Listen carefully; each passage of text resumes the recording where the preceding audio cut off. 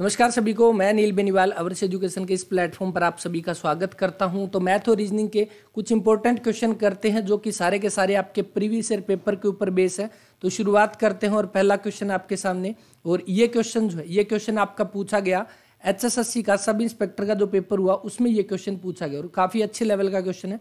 देखिए, एक परिवार में एक पिता ने केक का 1/4 हिस्सा लिया। एक केक था, उसमें से एक पिता जो उसने ले लिया 1/4 हिस्सा।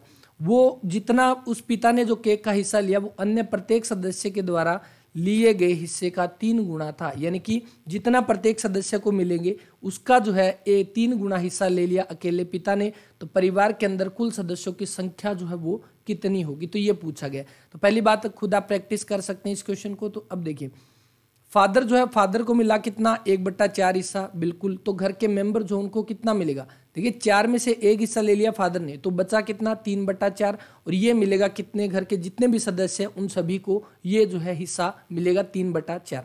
अब आगे क्या दिया गया कि पिता ने 1/4 हिस्सा लिया, ये क्या है 3 गुना है। तो देखिए, अगर हम इसको बराबर करें, 1/4 हिस्सा पिता को मिला इज इक्वल टू 3/4 मिला किसको, घर के मेंबर को। अगर हम मान लेते हैं कि घर में मेंबर की सदस्य कितनी है, वो x है। अगर घर में टोटल मेंबर कितने हैं, टोटल मेंबर वो है आपके x। तो अगर टोटल केक का हिस्सा 3/4 है जो कि मेंबर में बंटेगा, तो प्रत्येक सदस्य के हिस्से कितना आएगा। तो अगर हम इसको x से भाग कर दें, देखो 3/4 तो जितना केक बचा है वो हो गया। अगर हम x से भाग कर दें कि x आपके टोटल मेंबर है, तो प्रत्येक कैंडिडेट को कितना मिलेगा वो आ जाएगा। तो ये आ गया प्रत्येक मेंबर को जो है वो कितना मिलेगा, ये आ गया प्रत्येक मेंबर को, ठीक है। अब उसके बाद क्वेश्चन में ये दे दिया कि जो पिता ने 1/4 लिया था, पिता ने जो है वो 1/4 लिया था, ये 3 गुना है जितना प्रत्येक को मिला था। तो अगर हम ये 3 गुना है, तो अगर हम इसको 3 से गुणा कर दें, ठीक है, ये देखो अगर हमने क्या किया, ये तो हमारा आ गया प्रत्येक का। अगर हम क्या करें, इसको 3 से गुणा कर दें तो ये बराबर हो जाएगा, बिल्कुल, क्योंकि इसने ये बोला पिता वाला 3 गुना है, तो इधर वाले को 3 से गुणा कर देंगे। अब इसके अंदर देखो 4 से 4 कटा और x ऊपर आ जाएगा, x इज इक्वल टू 9। तो घर के अंदर टोटल मेंबर कितने हुए, 9।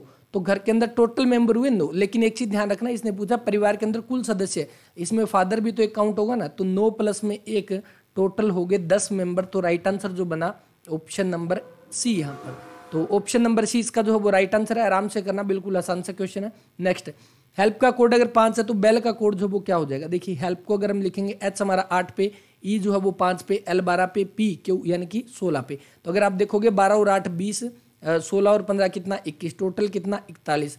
अगर 41 दिया गया, 41 को इसने 5 लिखा है, यानी इन दोनों को जोड़ दिया, इन दोनों को जोड़ दिया तो 5 बना। इसी तरह से अगर हम बेल को लिखेंगे, 12 और 12 कितना 24 और कितना ये 7, 24 और 7 कितना 31। तो इन दोनों को जोड़ो कितना बनेगा, 3 और 1, देखो L 12 पे 12 और 12 24, देखो L 12 पे 12 और 12 24 और 5 कितना 24 और 5 कितना हो जाएगा 29 और 2 कितना 31। तो 3 और 1 4 बनेगा। तो 4 के अकॉर्डिंग राइट आंसर जो बना ऑप्शन नंबर बी बन जाएगा।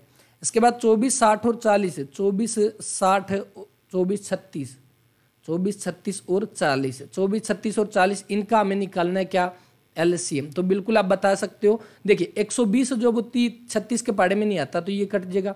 उसके बाद और कौन सा, अगर आप देखोगे 36 नहीं आता तो 240 भी नहीं आता, तो इसके बाद 360 है, ये आ जाएगा। और राइट आंसर भी यही बनेगा। LCM आप निकाल के देख सकते हो। एक आदमी के पास कुछ मुर्गियां हैं, कुछ गाय है। यदि सिर की संख्या 48 है, देखो आराम से करना है इस क्वेश्चन को। सिर की संख्या है 48 और टोटल पैर कितने दे रखे हैं, पैर दे रखे हैं 140, 140। और हमें यह पूछा है कि मुर्गियों की संख्या जो है वो कितनी होगी, मुर्गियों की संख्या कितनी होगी। पहली बात तो अगर आप देखोगे तो ऑप्शन से ये क्वेश्चन हो सकता है। अगर हम मुर्गी की संख्या ले लें 22, मुर्गी की संख्या 22 ले लें तो गाय कितनी बन जाएगी, तो गाय बन जाएगी आपकी, क्योंकि 48 सिर है ना, सभी के एक एक सिर होते हैं, चाहे गाय हो चाहे मुर्गी। अगर मुर्गी की संख्या 22 है तो गाय की संख्या कितनी हो जाएगी, 26 है। तो 22 के अकॉर्डिंग इनके पैर भी अब इक्वल करो, 22 दूना 44 तो पैर हो गए मुर्गी के, क्योंकि 2 होते हैं। और 26 के हिसाब से करोगे तो 25 चौके 100 और 104, टोटल आप देखोगे तो कितना 148 बनता है। लेकिन हमें पैर बनाने 140 है। उसके बाद 23 रख के देखोगे, उसके बाद 24, उसके बाद 26, इस तरह से करके देख लेना। अगर इस तरह से नहीं करना तो दूसरा तरीका हमारा बनता है, कौन सा, दूसरा तरीका हम कर सकते हैं। एक हमने पहले भी क्वेश्चन किया था कि जितने भी आपके पैर दे रखे हैं, जितने भी आपके पैर दे रखे हैं उसको 2 से भाग कर देंगे। ये बिल्कुल आसान सा मेथड है, इसको ध्यान रख सकते हैं। बाकी इसके बाद एक्स वाले मेथड से भी करेंगे। जितने भी पैर दे रखे हैं उसको 2 से भाग कर देंगे और माइनस कर देंगे सिर की संख्या। पैरों की संख्या को 2 से भाग करेंगे, माइनस कर देंगे सिर की संख्या, और जो भी वैल्यू आएगी, जो भी वैल्यू हमारे पास आएगी वो किसकी होगी? 4 पैरों वालों की संख्या, 4 पैर वाले जानवर की संख्या। अब क्वेश्चन में 4 पैर वाले जानवर क्यों? क्वेश्चन जब भी आता है या तो मुर्गी और गाय होगी, या आपकी बकरी और कबूतर, बिल्ली और कबूतर, यानी एक होगा 4 पैर वाला, एक होगा 2 पैर वाला, उसमें ये क्वेश्चन दिया जाएगा। तो अगर देखो जो पैर की संख्या कितनी है 140, तो 140 को 2 से भाग करेंगे कितना आ जाएगा? 70। 70 में से 48 सिर की संख्या माइनस कर देंगे तो कितना बन जाएगा? 22। और ये 22 किसकी आ गई? गाय की संख्या। क्यों? क्योंकि गाय जो है वो 4 पैर वाला जानवर है, तो 22 आ गई गाय की संख्या। अगर गाय की संख्या 22 है तो मुर्गी कितनी होगी? देखो वैसे हमने देखा ना टोटल सिर 48 है, तो 48 में से 22 माइनस कर देंगे कितना आ जाएगा? 26, जो कि राइट आंसर है कौन सा? Option number D. यहाँ पे इस तरह से भी आप कर सकते हैं, ठीक है। दूसरा ये हो गया। इसके अलावा एक्स वाले मेथड से किस तरह से होगा? तो एक्स वाले मेथड से अगर हम करेंगे तो देखो, अगर हम ये मान लेते हैं कि जो मुर्गी है, मुर्गी को हम मान लेते हैं एक्स, गाय को हम मान लेते हैं वाई, है ना, गाय को मान लिया वाई, ये मान लिया। अब उसके बाद देखो पहले ही बात करते हैं सिर की, तो सिर मुर्गी के कितने सिर है? एक ही सिर है, तो एक्स प्लस में गाय के कितना सिर है? एक ही सिर है, is equal to x plus y जोड़ दिया, इज इक्वल टू कितना है?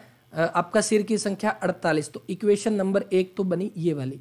इसके बाद दूसरी, अब मुर्गी की बात आ गई एक्स, तो मुर्गी के पैर कितने होते हैं? 2 होते हैं, तो 2x प्लस में गाय के कितने होते हैं? 4, तो 4y is equal to 140। Equation number 2 equal कर लो। इक्वल करने के बाद x और y के अंदर एक को इक्वल करके काट दोगे, तब आपका जो राइट आंसर आएगा तब भी आपका इसी तरह से आ जाएगा।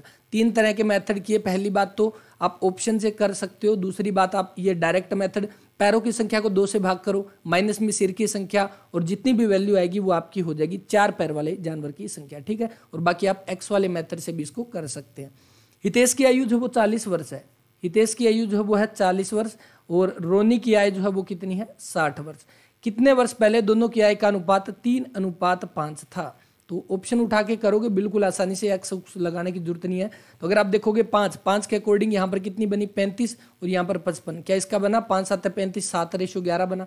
दूसरा 10 घटाएंगे तो इसकी 30, और इसकी कितनी? 50। तो बिल्कुल राइट आंसर जो बन गया ऑप्शन नंबर बी। यहाँ पे यदि सफेद को नीला बोलते हैं, नीला को काला, और लाल को पीला, पीले को हरा, हरे को काला, और लास्ट में देखो सीधी सी बात है क्या दिया हुआ? मानव रक्त का ब्लड, मानव रक्त की रंग जो है वो क्या है? तो ब्लड का जो कलर कौन सा होता है? लाल होता है। और यहाँ पर लाल को क्या बोला गया? तो आप देखोगे ये लाल को क्या बोला गया? पीला। तो मानव रक्त जो है उसका कलर पीला होगा, ऑप्शन नंबर बी।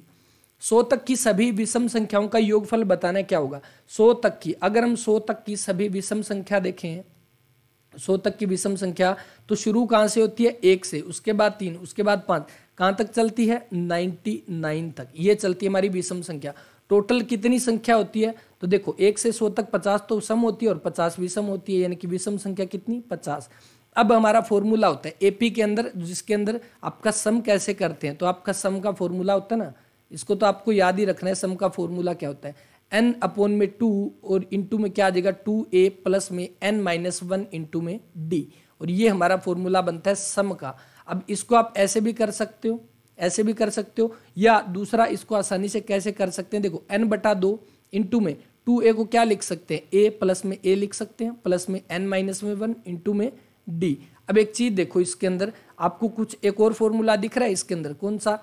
ये वाला। देखो ये फॉर्मूला क्या बन रहा है? ये बन रहा है हमारा लास्ट नंबर निकालने का जो फॉर्मूला बनता है, यानी कि लास्ट टर्म अगर निकालने का हमसे पूछ ले तब हम क्या बनाते हैं? a प्लस में n-1 इंटू में d लगाते हैं। तो यही हम पे दिया हुआ है, यानी कि आप सम निकालने के लिए आप फॉर्मूला यूज कर सकते हो, या तो ये वाला जहां पर हमें लास्ट टर्म ना दी हो। अगर लास्ट टर्म दी हो तो हम किसको यूज कर सकते हैं? n-2 प्लस में a प्लस में l, यानी कि पहली संख्या प्लस में लास्ट संख्या, और हमारे पास पहली भी है और हमारे पास लास्ट भी है, तो बिल्कुल क्यों ना इसी फॉर्मूले को लगा ले। तो हमारा क्या बनेगा? n/2, n हमारे पास कितना है? 50, तो 50/2 इंटू में a पहला नंबर कितना? 1, लास्ट नंबर 99, तो कितना हो गया? 100। और अगर आप कट करोगे तो कितना बनेगा? 50, और कितना? 50 का स्क्वायर आपका 2500 जो है वो राइट आंसर है, ऑप्शन नंबर बी। यहाँ पे 2500 इस क्वेश्चन का जो है वो राइट आंसर बनेगा। आप इस तरह से कर सकते हैं। बस ये फॉर्मूला ध्यान रखना, जहां पर आपका डिफरेंस हमेशा इक्वल होता है। जैसे यहाँ पर देखो डिफरेंस कितना है, 1 से 3 के बीच में 2, यहाँ पर भी 2, यहाँ पर भी 2। जहाँ पर डिफरेंस इक्वल होता है यानी कि एक तरह की एपी बनती है और उसके अंदर आपका सम का फॉर्मूला ये होता है, लास्ट टर्म निकालने का फॉर्मूला आपका ये होता है। तो बस डायरेक्ट फॉर्मूला बेस्ड क्वेश्चन था, इसको हम ऐसे कर सकते हैं। अब चलिए आपके लिए एक क्वेश्चन यहाँ पर करते हैं, कौन सा कि ये तो हो गया हमारा विषम संख्या, विषम जो है वो संख्या का सम हमने निकाल लिया। अब आप कमेंट करके बताना कि what will be the sum of even number. हमें ये बताना है कि इवन नंबर यानी कि सम संख्या जो है, सम संख्या का योगफल क्या होगा। ऑप्शन में हो भी सकता है, नहीं भी हो सकता। कमेंट करके बता देना, 95 लिखकर कमेंट कर देना कि सम संख्याओं का योग जो है वो क्या हो जाएगा। एक विद्यार्थी ने किसी संख्या का 5/16 ज्ञात करने का कहा था, ठीक है, और गलती से उसने 5/6 ज्ञात कर लिया। देखो एक संख्या जो है उसका 5/16, हमने मान लिया वो संख्या x है, x का 5/16 और एक x का 5/6। अब बड़ा कौन सा है वो देखते हैं। देखिए किसी संख्या का 5/16 ज्ञात करने को कहा, लेकिन गलती से उसने 5/6 ज्ञात कर दिया। उसका उत्तर सही उत्तर से 250 अधिक है। अधिक है इसका मतलब ये जो गलत इसने पुट किया था ना 5/6, ये बड़ा है। तो 5/6 इंटू में x माइनस में 5/16 इंटू में x इज इक्वल टू कितना ज्यादा है, 250 ज्यादा है। अब देखो इधर में से क्या कॉमन निकाल सकते हैं, 5 को तो 1/6 इंटू में x माइनस में 1/16 इंटू में x इज इक्वल टू कितना, 250 को 5 से डिवाइड कर देंगे, यहाँ पे कितना बनेगा 50। अब यहाँ पर एलसीएम निकालो, कितना बनेगा, एलसीएम 16 48, बिल्कुल 48 एलसीएम हो गया। तो यहाँ पर कितना हो गया 8x, यहाँ पर कितना हो गया 3x इज इक्वल टू 50। और यहाँ पर कितना बनेगा, 8 में से 3 गया 5x is equal to 50 into में 48 और बटा में अगर ये 5 हम यहाँ पर ले आए तो कितना बन जाएगा 10, कितना 480। राइट आंसर जो बना ऑप्शन नंबर बी 480 बन जाएगा। बस जैसे जैसे क्वेश्चन में दे रखा है कि एक का 5/16 निकाला, दूसरा 5/6, अब बड़ा कौन सा है तो वो इसने दे दिया कि उसका उत्तर सही उत्तर से 250 अधिक था। इसका मतलब कि जो 5/6 से ज्ञात किया उसकी वैल्यू ज्यादा आई थी पहले वाले की वैल्यू से। एक आयत की लंबाई जो है वो 10% की वृद्धि करने पर चौड़ाई में कितने प्रतिशत की कमी करनी होगी। 10% की वृद्धि यानी कि लंबाई जो है उसमें 10% की वृद्धि की गई। 10% का मतलब 1/10 यानी कि 1 की वृद्धि की गई, यानी कि जो लंबाई पहले 10 थी वो अब 11 हो जाएगी। और जब भी इस तरह का क्वेश्चन आए तो आपको ये ध्यान रखना है कि हमें कोई भी फैक्टर नहीं डालना है इसके ऊपर कि इस तरह का क्वेश्चन और कहाँ आता है, चीनी का जो रेट कम ज्यादा होता है उसमें हमें खपत में वृद्धि नहीं करनी, इस तरह का क्वेश्चन। तो उसमें भी क्या करना है, देखो यहाँ पर क्या है 10 से वो वैल्यू कितनी 1 बढ़ाई है, किसकी लंबाई 1 बढ़ाई है, तो हम क्या करते हैं इसको उल्टा लिख देते हैं 11 से 10। क्यों लिखा, अभी देखो अगर हम मान लेते हैं ये लंबाई है और ये आपकी चौड़ाई है, ये लंबाई चौड़ाई लिख लिया। अब इसको क्रॉस यानी कि उल्टा लिखना है, इधर 10 11 तो नीचे 10 11 10 लिख देंगे। क्यों, क्योंकि अगर लंबाई और चौड़ाई की गुणा करेंगे तो क्या बनेगा, हमारा एरिया बनेगा। इधर हमारा 110 है और इधर भी कितना 110, देखो एरिया सेम का सेम रह गया ना। इसका मतलब कि हमें क्या करना है, क्षेत्रफल के अंदर कोई चेंज नहीं करना। और ऊपर 10 11 है तो हम क्या कर देते हैं, चौड़ाई को 11 से 10 कर देंगे। इसका मतलब कितना घटाया है चौड़ाई को, 1 घटाया, कितने में से 11 में से, इनटू में आपका 100 यानी कि 11 निम्न 99 1 बचा। Right answer option number C जो है वो बन जाएगा। और बाकी इस क्वेश्चन के अंदर आपका वो भी यूज कर सकते हैं, किस तरह का, a प्लस में b माइनस में a गुणा में b बटा में 100, इससे भी क्वेश्चन कर सकते हैं। लेकिन जब आगे क्वेश्चन आएगा तब इसमें ये हम कर लेंगे। 24 60 120 210, 24 60 120 210 ये दिया हुआ है। आगे हमारे पास क्या है, इसके बीच में डिफरेंस कितना है, दो। अगर आप देखोगे पहली बात तो ये 24 को अगर हम करेंगे 24 दूना 48 और 12, ये हो गया 2.5 गुना। ये आपका कितना 60 के हिसाब से करेंगे तो 2 गुना, बिल्कुल। और ये अगर हम करेंगे तो कितना बैठेगा 120 दूना 240, 120 दूना 240 यानी कि इसकी वैल्यू ऐसे भी नहीं होगी। इसके अंदर नेक्स्ट देखो यहाँ पर डिफरेंस कितने का है, 24 और 60 के अंदर 36 का, यहाँ पर कितने का है 60 का, यहाँ पर कितने का है 36 का हो गया, 60 का हो गया और इधर कितने का हो गया 90 का। क्या इनके बीच में कोई बनता है, 90 हो गया ना, हाँ 90। क्या इनके बीच में कुछ लिंक है तो बिल्कुल भी नहीं है। यहाँ पर देखो इसके बीच में डिफरेंस कितने का 24 का, इधर कितने का 30 का। अब आगे अगर हम इसमें देखें तो 24 और 36 कितना +6, अगर हम +6 यहाँ पर करें तो कितना बनेगा 36, और 36 अगर हम इसमें ऐड करें किसमें 90 में, तो 90 में 36 ऐड करेंगे तो कितना 126, और 210 में 126 ऐड करेंगे तो 6 3 3 336। Right answer option number A. थोड़ा सा कह सकते हैं कि एक स्टेप हमारा जो है क्या, पहली बात तो इस स्टेप के अंदर आंसर आता है, अगर इसमें नहीं आता तो इसे नीचे वाले में आता है, और अगर इससे नीचे वाले में नहीं आता तो इससे भी नीचे वाले में ये है यहाँ पर इस सीरीज के अंदर जो है वो आंसर आपका आ जाएगा। तो इस तरह से अगर आप देखोगे यहाँ पर 24 का है, ये देखो यहाँ पर कितने का है, यहाँ पर 24 का डिफरेंस है, यहाँ पर 30 का, तो आगे कितने का 36 का डिफरेंस आना चाहिए। 36 का डिफरेंस कब आएगा, तो 90 में से 36 अगर हम जोड़ देंगे तो कितना बन जाएगा 126, और 210 और 126 को जोड़ेंगे तो 336 जो है वो राइट आंसर। नेक्स्ट, निम्न में से कौन सी संख्या सबसे छोटी है, सबसे छोटी आपको बतानी है। तो देखो एक तो 12/13, एक तो 14/19, एक आपकी कितनी 17/21 और एक आपकी 25/26। अब इसमें एक चीज देखो, पहली बात तो इसके बीच में डिफरेंस कितना है 1 का, इसके बीच में डिफरेंस कितना है यहाँ पे 17 और 4 21, यहाँ पर कितने का है 5 का, यहाँ पर कितना है 1 का। अब अगर डिफरेंस सेम होता है ना, जैसे इसके अंदर देखो अगर हमारे पास ऑप्शन के अंदर दिया होता जैसे एग्जाम्पल पे 12/13, 13/14, 14/15, 15/16, इसमें आपसे पूछ लेता कि सबसे छोटी संख्या कौन सी है, तो हमें करने की जरूरत नहीं पड़ती, जो छोटी वैल्यू उसको हम टिक कर देते बिल्कुल। तो इसी तरह से अगर आप देखोगे 12/13 और 25/26 में से छोटी कौन सी है, तो 12/13 जो है वो छोटी है, ठीक है, 12/13 छोटी है। अब इसमें आप क्रॉस मल्टीप्लाई करके देख सकते हो, कैसे, जैसे ये है, इसको अगर हम करेंगे तो 19 दूना, सबसे पहले इसको इधर वाले से करेंगे और इसको इधर वाले से, तो कितना हो जाएगा 19 दूना 38, कितना बचा 3, 19 और 3 22, 228।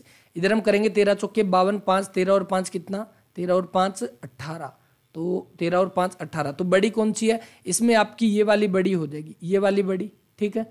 और अगर हमने देखा था कि ये तो इससे भी बड़ी है, ये तो इससे भी बड़ी है, यानी कि इससे छोटी आपकी ये है और इससे छोटी आपकी ये है। अब हमें देखना है इन दोनों के बीच में क्या रिलेशन बनता है, और निकाल के देखोगे तो अब बता देना कमेंट करके 48 का जो है वो राइट आंसर क्या रहेगा। निम्न में से 5 1 2 3 4 में क्या जोड़ा जाए जिससे वह 9 से भाज्य हो जाए। कोई भी संख्या आपकी 9 से कब भाग होती है, 9 से जितनी भी संख्या भाग होती है उनके सभी डिजिट का जो सम है वो 9 से भाग होगा। जैसे 18 9 से भाग होता है, 9 की टेबल उठा लो, 9 18, 9 3 27, 9 चौके 36, 9 5 45। देखो इनके डिजिट का जोड़ जो है वो 9 से भाग होता है, 8 और 1 9, 7 और 2 9, 6 और 3 9, 5 और 4 9, आगे 54 आ गया तो फिर 9 आ जाएगा। इस तरह से आपके जितने भी 9 से जो नंबर भाग होगा उसके सारे डिजिट जो है वो 9 से भाग हो जाएंगे उनका जोड़ करने के बाद। इसमें देखो 5 और 1 6, 6 और 2 8, 8 और 3 8 और 3 कितने 11, 11 और 4 कितने 15, 11 और 4 कितने 15, ठीक है 15 हो गया। अब देखो 15 आ गया हमारे पास, तो इसमें कितना ऐड करें कि ये 9 से भाग हो जाए, तो ऐड करना है तो मतलब 3 जोड़ देंगे तो 18 हो जाएगा, 9 दूनी 18, 3 जोड़ देंगे तो राइट आंसर जो बना ऑप्शन नंबर ए इसका वो राइट आंसर। नेक्स्ट देखो मिसिंग कैरेक्टर में बताना है, मिसिंग कैरेक्टर कहां पर है, यहां पर देखो डी कितने पर है 4 पे, एस कितने पर है 19 पे, 19 में से 4 घटा देंगे कितना आ गया 15, यहाँ पर टी कितने पर 20 पे, डब्ल्यू कितने पर 23 पे, तो अगर 23 में से 20 घटाएंगे तो 3 आ गया। यहाँ पर जे कितने पर 10 पे, टी कितने पर 20 पे, घटाएंगे तो 10। उसी तरह से पी कितने पर 16 पे, जी कितने पर 7 पे, 16 में से 7 घटा देंगे कितना 9, right answer option number B. यहाँ पे 5 का 124 है तो 7 के अंदर क्या आएगा, देखो 5 का क्यूब बनता है, बिल्कुल सामने दिख रही है ये चीज, 125 में से 1 घटा देंगे 124। उसी तरह से 7 का क्यूब 343 है, लेकिन इसमें से 1 घटाना है तो 342 जो है वो राइट आंसर ऑप्शन नंबर आपका सी। नेक्स्ट देखिए ये आपका बिल्कुल किसका स्पीड एंड बोट का क्वेश्चन है और बिल्कुल अच्छा सा क्वेश्चन है, आराम से देखना। D+11 किलोमीटर आपका किसमें अपस्ट्रीम जाता है और ये 3 गुना टाइम लेता है, thrice time taken to the cover D-3 kilometre downstream. Upstream का मतलब क्या है कि अगर पानी इस डायरेक्शन में जा रहा है तो बोट आपकी उल्टी डायरेक्शन में जाएगी, ये आपका अपस्ट्रीम है, ठीक है। अपस्ट्रीम का मतलब कि जिस डायरेक्शन में पानी जा रहा है बोट उसके उल्टा, तो यानी कि इसने बोल दिया कि D+11 ये जा रही है कहाँ पर, किस डायरेक्शन में, तो ये जा रही है आपकी अपस्ट्रीम के अंदर, ये दे दिया। उसके बाद नेक्स्ट क्या है, इसके अंदर दिया गया कि thrice time taken to the cover D-3 kilometre. देखो D-3 ये कहाँ की है, ये इसकी है डाउन स्ट्रीम की, ये डाउन स्ट्रीम की है है ना, डिस्टेंस इसने दे रखी है कि अगर कोई बोट जो है वो D+11 किलोमीटर पानी की उल्टी डायरेक्शन में जाती है और D-3 किलोमीटर वो पानी के साथ जाती है, तो दोनों के अंदर गैप है वो कितना, 3 गुना जो है वो टाइम ज़्यादा लगता है किसमें, इधर वाले में। अगर इधर वाले में टाइम ज़्यादा लगता है तो क्या करेंगे हम, इधर वाले को गुणा करेंगे ना 3 से इसको, और बट्टे में क्या कर देंगे, यहाँ पे टाइम आ गया तो यानी कि यहाँ पर स्पीड आ जाएगी, यहाँ पर भी स्पीड आ जाएगी, है ना, और ये हमारा इक्वल हो गया, इज इक्वल टू इक्वल कर दी हमने ये इक्वेशन।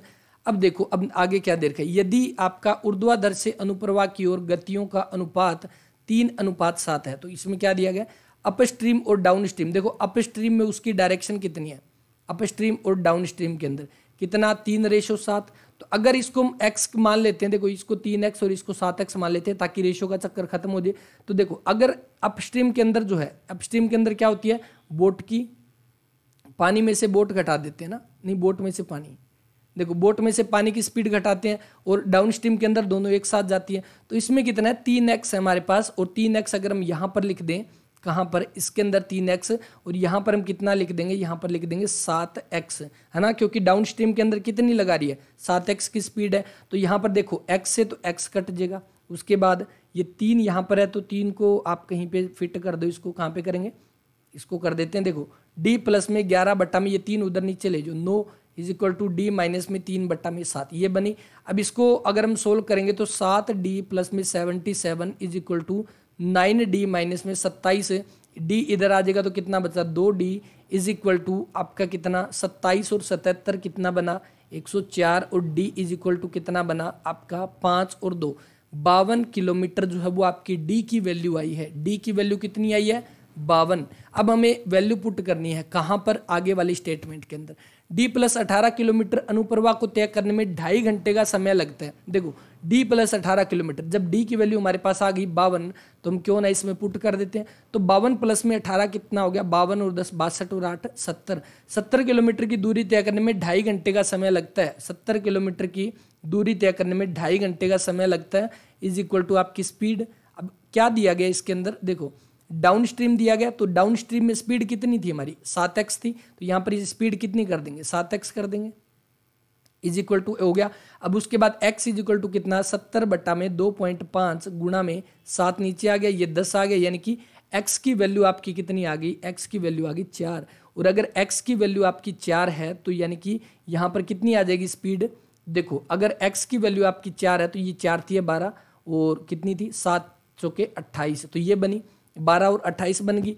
ये आपकी बन गई हमारी स्पीड, कौन सी, एक तो पानी के साथ में कौन सी, जो कि आपकी डाउन स्ट्रीम के अंदर, और एक आपकी पानी के अपोजिट डायरेक्शन में जो कि आपकी कितनी 12। अब उसके बाद हमें क्या निकालना है, हमें निकालनी है किसकी वैल्यू, धारा की गति निकालनी है। और धारा की गति अपस्ट्रीम का मतलब क्या था, हमने अभी अभी बात किया कि अगर हम मान लेते हैं कि बोट की जो स्पीड है वो आपकी x है, और जो पानी की जो है, पानी की स्पीड कितनी है y, ये अगर हम मान लेते हैं तो आपकी क्या बनती है, अपस्ट्रीम के अंदर आपका क्या होता है, तो x माइनस में y होता है। क्यों, क्योंकि पानी उल्टी डायरेक्शन में जा रहा है, पानी के उल्टी डायरेक्शन में बोट जा रही है, तो बोट उसको रोकेगी, तो इसका मतलब वहां पर माइनस होगा, इज इक्वल टू आपका कितना है 12।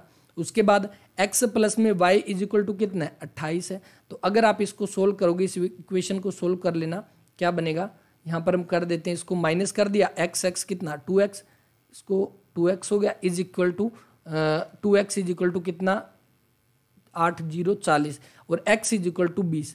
अगर x की वैल्यू 20 है, अगर x की वैल्यू 20 है तो y की वैल्यू कितनी, 8 किलोमीटर प्रति घंटा जो है वो राइट आंसर रहेगा। और ये क्वेश्चन बिल्कुल अच्छे लेवल का क्वेश्चन है। ये आपका सब इंस्पेक्टर का जो दूसरा पेपर हुआ था, यानी कि सब इंस्पेक्टर के 3-4 सेट हुए थे ना, उसमें ये क्वेश्चन पूछा गया था, और बिल्कुल अच्छे लेवल का है। और अगर एनटीए पेपर लेगा तो एनटीए के जितने भी पेपर करवाए जाते हैं उसमें इसी तरह के थोड़े से घुमा के क्वेश्चन जो पूछे जाते हैं, तो आराम से इस क्वेश्चन को करना, और करने के बाद एक बार खुद भी इसकी प्रैक्टिस जरूर कर लेना। एक व्यापारी एक कलाई घड़ी को 450 रुपये में खरीदकर इसके सूची मूल्य को इस प्रकार निश्चित करता है कि 10% की छूट देने के बाद 20% का लाभ जो है वो कमाता है। तो देखो डिस्काउंट कितना दिया है, डिस्काउंट कितना दिया है इसने 10%, और प्रॉफिट इसको कितना हुआ प्रॉफिट, तो प्रॉफिट हुआ इसको कितना 20% का, ठीक है 20% का प्रॉफिट ये इसने दे रखा है। अब जो डिस्काउंट वाली वैल्यू जो होती है ना, इसको हम क्या मानते हैं, इसको सीपी मानते हैं, कॉस्ट प्राइस, और इसको मार्क प्राइस मानते हैं। क्यों मानते हैं अभी देखते हैं। देखो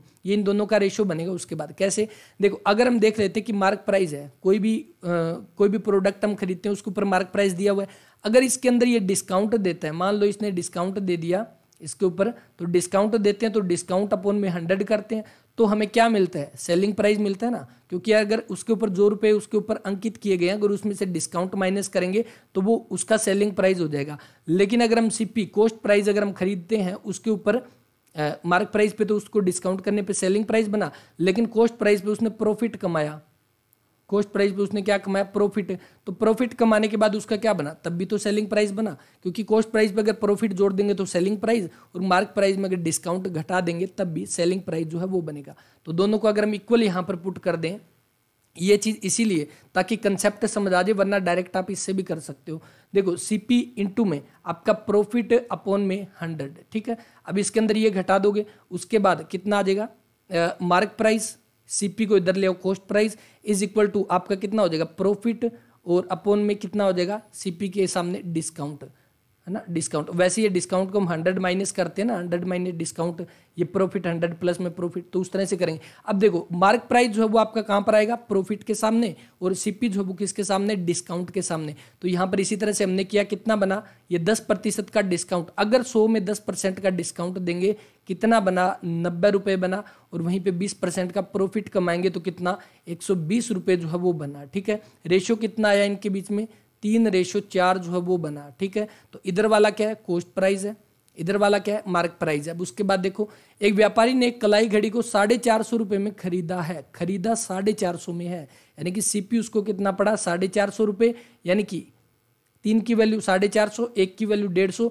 तो हमें किसकी बतानी है, हमें 4 की वैल्यू बतानी है, तो 4 को 150 से करेंगे 600 रुपये, जो इसका क्या आ जाएगा आपका ऑप्शन नंबर डी, ये आपका इसका सूची मूल्य है या मार्क प्राइस जो उसके ऊपर दिया गया है, तो वो हमारा right answer option number D. उसके बाद LAMZ रैंक और ये दिया गया, तो करना इसको देख लेना किस तरह से बनेगा। वैसे अगर हम इसमें करें, रैंक जो दे रखा है, रैंक R कितने पर, RST 18 पे, 1 पे, उसके बाद N 14, K 11 पे, उसके बाद O कितने पर है, O आपका 15 पे, उसके बाद C आपका 3 पे, K 11 पे, M आपका 13 पे। अब इसमें देखो सबसे पहले क्या किया इसने, अगर हम इसमें देखेंगे, इसमें कितना घटाया, 3 घटाया सबसे पहले, उसके बाद 2 जोड़ दिया, उसके बाद 3 घटाया, उसके बाद 2 जोड़ दिया, ठीक है। अगर हम इसमें देखेंगे, ये कितना आ गया आपका 12, उसके बाद 1, उसके बाद 13, उसके बाद 26। सबसे पहले 3 घटाना है, तो किस में से घटाएंगे, 15 में से, तो यहाँ पर 15 आना चाहिए ऊपर। उसके बाद यहाँ पर कितना 2 जोड़ा है, तो उसका मतलब 24 आ जाएगा, ठीक है। उसके बाद 3 घटाना है तो मतलब कितना 16, और उसके बाद 2 जोड़ना है तो मतलब कितना 24, ठीक है। 24 होगा ना इसके अंदर, यहाँ पर कितना 24, 25, 26, यहाँ पर 25 आ जाएगा ना, 25। उसके बाद देखो, अब देखो 15 पे कौन सा है आपका, O है, O के अकॉर्डिंग आप देखोगे तो ये कट गया। उसके बाद 25 पर आपका कौन सा है, 25 पर आपका Y है, तो Y के अकॉर्डिंग जो राइट आंसर बना ऑप्शन नंबर बी, OYPX जो इसका वो राइट आंसर।